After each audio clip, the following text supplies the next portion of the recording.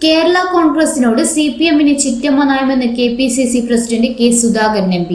അന്തരിച്ച കേരള കോൺഗ്രസ് നേതാവും മുൻ ധനമന്ത്രിയുമായിരുന്ന KM മാണിയോടുള്ള വിരോധമാണ് കാരുണ്യ പദ്ധതിയെ LDF സർക്കാർ കൊല്ലാക്കൊല ചെയ്യാനുള്ള കാരണമെന്നും ഇത് കേരള കോൺഗ്രസിനെ ഇല്ലാതാക്കാനുള്ള നീക്കത്തിന്റെ ഭാഗമാണെന്നും K. സുധാകരൻ MP ആരോപിച്ചു.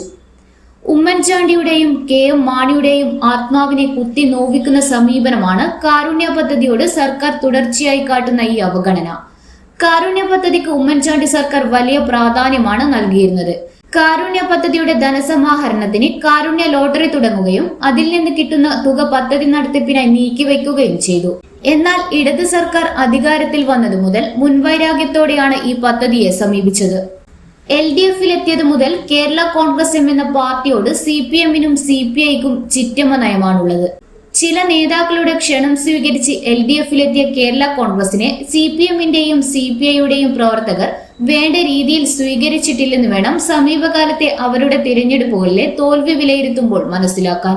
മുഖ്യമന്ത്രി പിണറായി വിജയൻ നവകേരള സദസ്സിൽ തോമസ് ചാഴിക്കാടനെ പരസ്യമായി വിമർശിച്ചതും തുടർന്നുള്ള അദ്ദേഹത്തിന്റെ പരാജയവും ഇപ്പോൾ കാരുണ്യ പദ്ധതിയോട് സർക്കാരും ധനവകുപ്പും കാട്ടുന്ന സമീപനവും കൂട്ടിവായിക്കുമ്പോൾ LDF-ൽ കേരള കോൺഗ്രസ് എത്രത്തോളം ഒറ്റപ്പെട്ടെന്ന് വ്യക്തമാണെന്നും K. സുധാകരൻ പറഞ്ഞു.